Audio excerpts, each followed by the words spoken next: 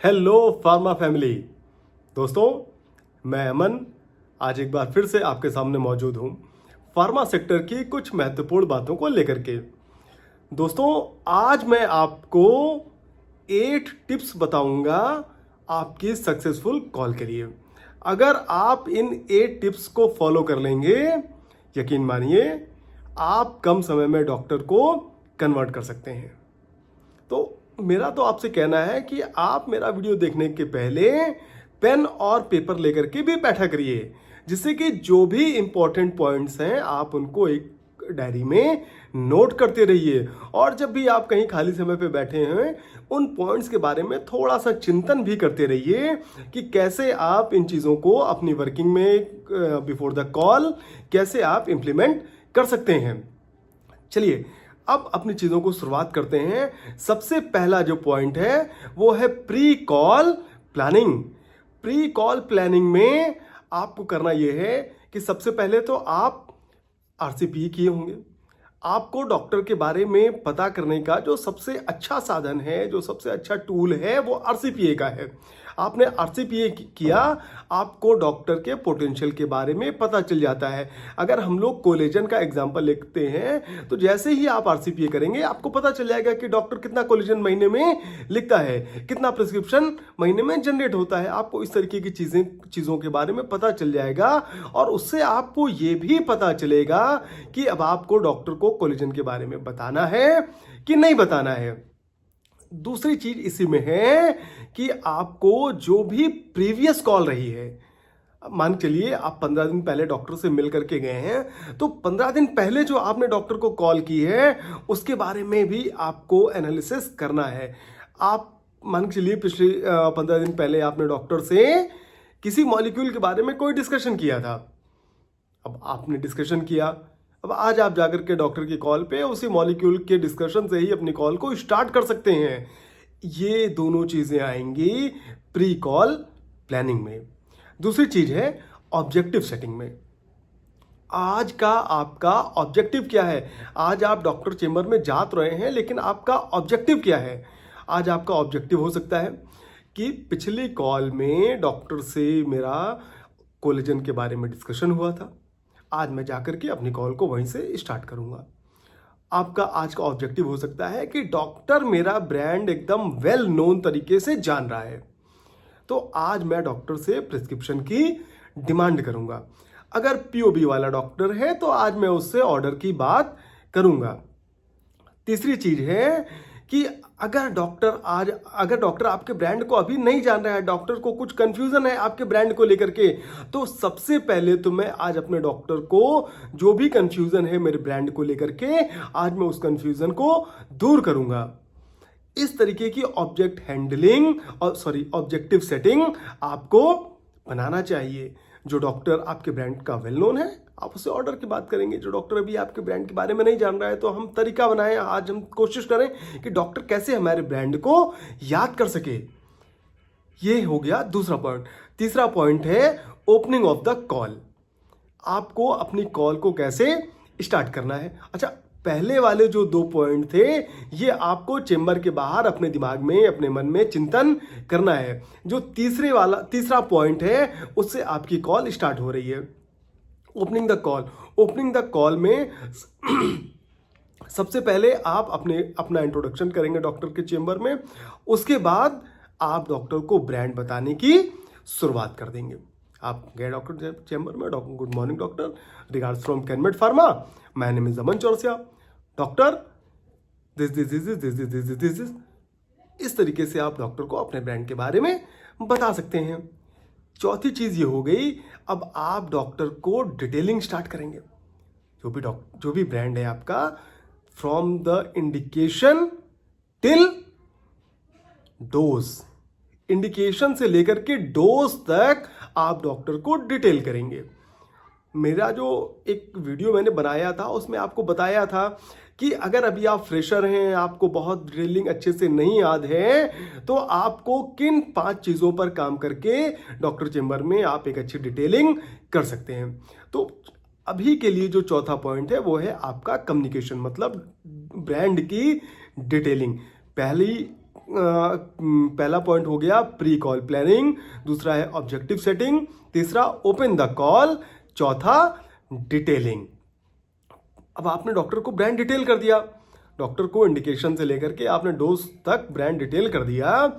उसके बाद में हो सकता है डॉक्टर की कुछ क्वेरी भी होगी, वो आपसे हो सकता है एमआरपी के बारे में पूछे, वो हो सकता है आपसे किसी मॉलिक्यूल के बारे में पूछे, वो हो सकता है कि आपके ब्रांड से कुछ साइड इफेक्ट हो सकते हैं उसके बारे में आपसे बात करे, किसी न किसी तरीके की क्वेरी आपसे पूछेगा। हो सकता है वो ये भी पूछे कि कहाँ पर अवेलेबल है, कब कब इसको देना चाहिए, कब नहीं देना चाहिए, कई सारी चीज़ों के बारे में डॉक्टर आपसे पूछेगा। आपको ऐसी सारी चीज़ों का जवाब भी सावधानी पूर्वक देना चाहिए। बहुत से लोग क्या करते हैं, हमें उस सवाल का जवाब नहीं आता था, लेकिन हमने गलत तरीके से या आधा अधूरा ऐसे कुछ जवाब डॉक्टर को दे दिए। क्या डॉक्टर आपका ब्रांड लिखेगा? ये सोचने वाला विषय है। आप कभी भी डॉक्टर को ऐसी कोई जानकारी मत दीजिए जिसमें आप श्योर नहीं हैं। आप जहां श्योर नहीं है, आप डॉक्टर से समय लीजिए, डॉक्टर को बोलिए कि सर मैं अपने पीएमटी से, अपने प्रोडक्ट मैनेजर से इन चीज़ों को कंफर्म करके आपको बताऊंगा, लेकिन आज मैं इन चीज़ों के बारे में कंफर्म नहीं हूं। डॉक्टर को चीज़ अच्छी लगती है, डॉक्टर को पता है कि मेरे सामने जो मेडिकल लैब खड़ा है उसका लेवल मेरे जैसा नहीं है कि वो हर एक चीज़ों का, हर एक सवाल का जवाब तुरंत कर सके। आप अपने पीएमटी से बात करिए, अगर हो सकता है रिसर्च पेपर लेकर के डॉक्टर के सामने लेकर के जाइए, नहीं हो सकता है तो पहले खुद उस ब्रांड के बारे में अपने पीएमटी से डिस्कशन करके अच्छे से आप तैयार करिए अपने ब्रांड को, फिर से जाकर के डॉक्टर की जो क्वेरी थी वो उसको बता दीजिए, लेकिन कभी भी गलत तरीके से डॉक्टर को नहीं बताना है। उसके बाद जो छठवां पॉइंट है, समराइजिंग द बेनिफिट, मीन्स जैसे ही आपने डिटेलिंग कर ली, डॉक्टर की कोई क्वेरी आई, क्वेरी वेरी आपने सारी कुछ बता दिया, अब एक बार दोबारा आप डॉक्टर को अपने ब्रांड का जो भी यूएसपी है वो दोबारा एक समरी बना करके, अभी तो आपने डिटेल किया, अब डिटेल नहीं करना है, अब एक समरी बना करके डॉक्टर को आपने रिक्वेस्ट कर ली कि doctor kindly prescribe my brand. इस तरीके से आपने डॉक्टर से समरी बना करके उसको बता दिया। उसके बाद है अब आपको अपनी कॉल को क्लोज करना है। अच्छा, कॉल को क्लोज करने का मतलब है आपको डॉक्टर से डिमांड करना है ब्रांड की। कॉल क्लोज करने का मतलब नहीं है थैंक यू सर प्लीज आपने मुझे बहुत अच्छा समय दिया, नहीं नहीं नहीं, आप अपनी कॉल को क्लोज करिए। क्लोज करने का मतलब है आप डॉक्टर से डिमांड करिए, और आपकी जो डिमांड होनी चाहिए वो क्वांटिफाई तरीके से होनी चाहिए। आप डॉक्टर से बात करिए कि डॉक्टर मुझे इस ब्रांड के 2 प्रिस्क्रिप्शन 3 प्रिस्क्रिप्शन जैसे भी जिसका पोटेंशियल है, आप उस हिसाब से डॉक्टर से बात करिए। आप हमेशा डिमांड को क्वांटिफाई तरीके से करिए।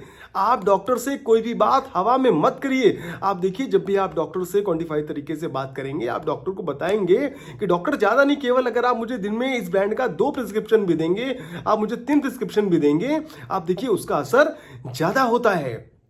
बहुत से लोग कहते हैं कि डॉक्टर जितना हो सके उतना लिख दीजिए, ऐसा नहीं है। डॉक्टर को दूसरे मेडिकल लैब्स का भी रिगार्ड्स करना होता है।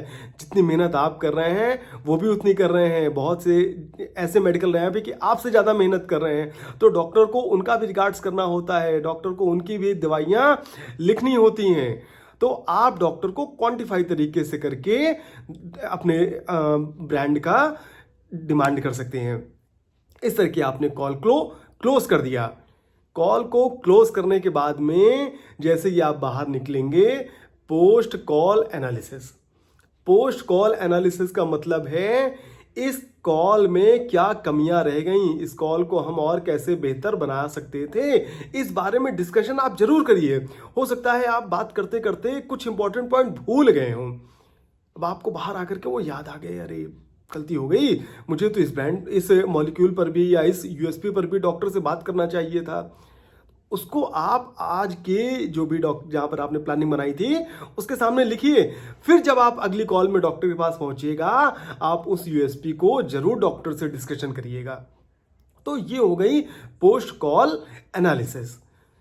अगर आप इन 8 पॉइंट्स पर, 8 टिप्स पर काम करते हैं मित्रों, यकीन मानिए कि आपको रिजल्ट मिलेगा। देखिए, होता क्या है कि हम लोग चीज़ों को करते तो हैं लेकिन सिस्टमेटिक वे में नहीं कर रहे हैं। हम pre call analysis, objective setting, ये ऐसा कुछ करना ही नहीं चाहते हैं। हम सिर्फ अपना टैब लेकर के डॉक्टर के चेम्बर में जा करके डॉक्टर को ब्रांड डिटेल करके, रिमाइंडर दे करके, सैंपल दे करके चले आए। ना डॉक्टर से डिमांड की तो क्वांटिफाई तरीके से नहीं की। मित्रों, इस तरीके से आज इस कंपटीशन के समय प्रिस्क्रिप्शन लाना आसान नहीं है, जबकि प्रिस्क्रिप्शन लाने की जिम्मेदारी सिर्फ और सिर्फ मेडिकल रैप की है। तो आप अपने काम को अगर सिस्टमैटिक वे से करेंगे, आप देखिएगा आपको आनंद आएगा डॉक्टर से मिलने में, आपको मजा आएगी डॉक्टर से बात करने में, आप अपने काम को इतना अच्छा आपको लगेगा। बहुत से मेडिकल रैप के मेरे पास कमेंट आते हैं, वो कहते हैं कि आप इस तरह वीडियो क्यों बनाते हैं कि बस मेडिकल रैप का ही फील्ड सबसे अच्छा है, दूसरे फील्ड सब खराब हैं। तो वो ऐसा है क्योंकि मैंने इस फील्ड में इतना गहराई में जाकर के काम किया कि मुझे आनंद आने लगा इस काम को करके। रोज एक नया काम, रोज नए नए डॉक्टर से मिलना, रोज उनको हैंडल करने का तरीका एकदम अलग है। तो आपको ये भी सीखना है। तो जिसको भी सीखने की ललक होगी उसको मेडिकल रैप का काम करने में इतना आनंद आएगा कि वो तरक्की करेगा, और तरक्की भी ऐसी कि पैसा भी कमाएगा। तो मित्रों, इस चैनल को आपके जो मेडिकल रैप मित्र हैं उनको भी रिकमेंड करिए, उनको भी आप बोलिए कि आप इसको सब्सक्राइब करिए, शेयर करिए। हो सकता है आपके एक शेयर करने से किसी का भला हो जाए।